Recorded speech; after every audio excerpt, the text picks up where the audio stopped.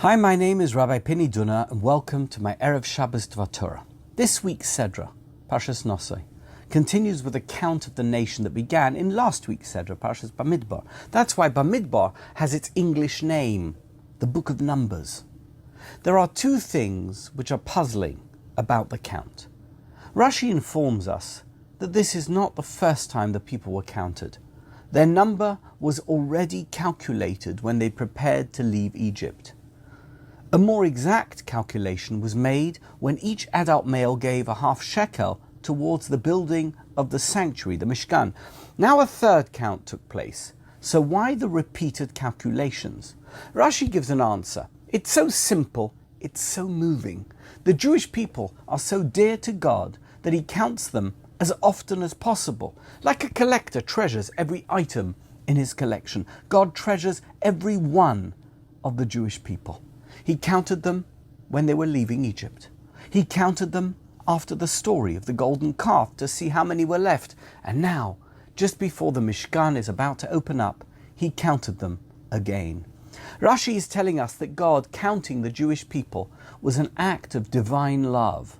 So now we come to our first question. Jewish tradition is actually quite negative about the idea of counting people. Did you know that? The Torah considers taking a census profoundly dangerous, a grave danger to those who are being counted. It's written in Sefer Shmos.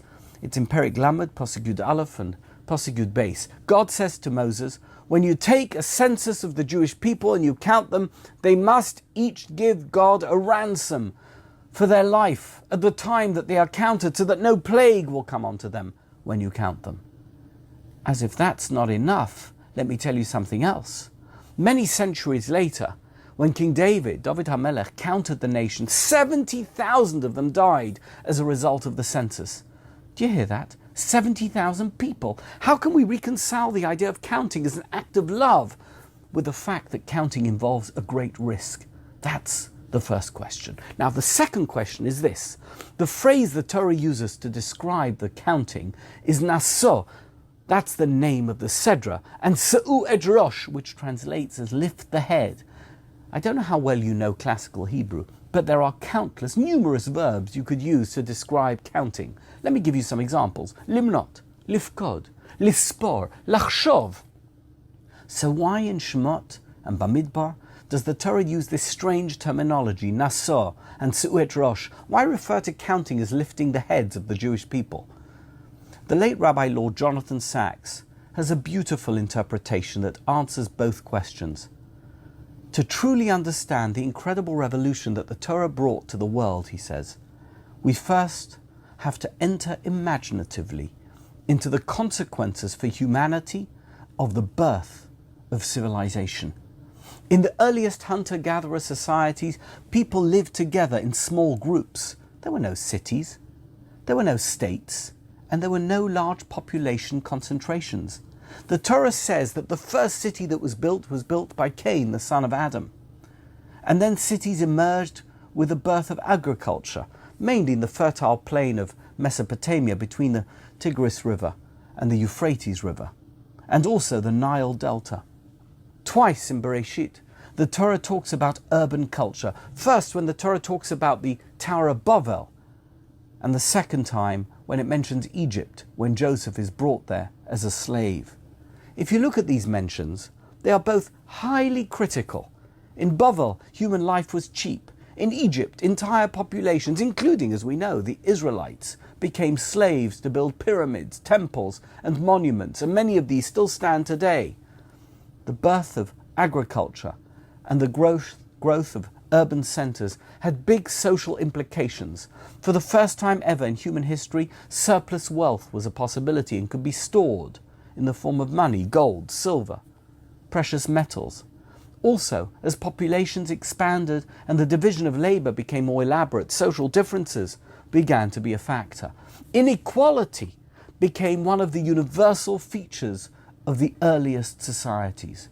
At the top of the social pyramid was the king or the emperor or the Caesar or Pharaoh, and they were seen as a god or as the child of gods, and they held a massive concentration of power. Below the king were the various ranks of privilege, court circles, military chiefs, administrators, priests. But the majority of the people were poor, illiterate, and expendable. Their only significance was in numbers, for example, as an army or as a construction force. That's why population counts in the ancient world were really important.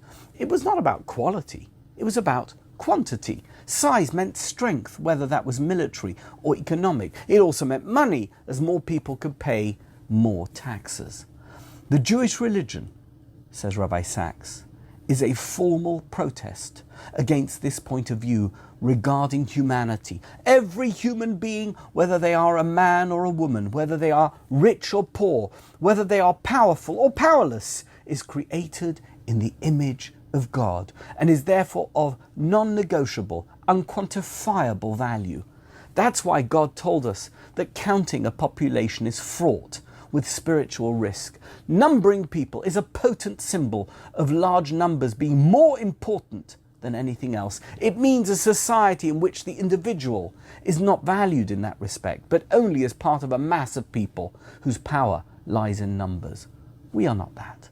The God of Israel, who is the God of all of mankind, sets his special love on a people whose strength has nothing to do with numbers, a people that never sets itself to become an empire, that is never commanded to wage holy war in order to convert populations, for example. That was and remains a tiny, and in both absolute terms and relative terms, to the empire with which was surrounded, standing as it does at the vulnerable crossroads between three continents.